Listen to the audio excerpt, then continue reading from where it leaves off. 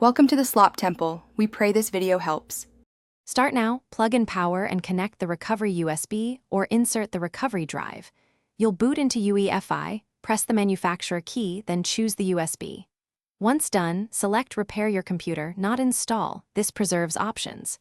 You're bypassing normal login, so make sure you have credentials ready. The goal here is to reach advanced options quickly. That's where System Recovery Tools live. Follow prompts calmly and keep the external backup available in case you must restore user data later. Once in advanced options, run Startup Repair to automatically fix boot files and BCD issues. It often resolves common failures. If Startup Repair cannot complete, move to System Restore. Pick a restore point before the issue started and confirm the drives that will be affected. You should also open command prompt when needed to run chkdsk/f or sfc/scano. These repair disk and system file corruption manually. Make sure to reboot between attempts so changes take effect and you can evaluate results.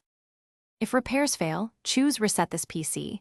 Select Keep My Files to preserve data or remove everything for a clean slate. Confirm which drives are included. Once reset completes, update drivers and Windows immediately.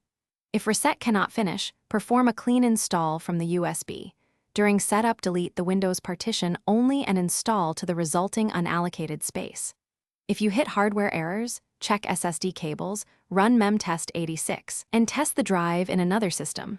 One key tip: always verify backups before destructive steps. Thanks for watching. Consider subscribing if we helped you.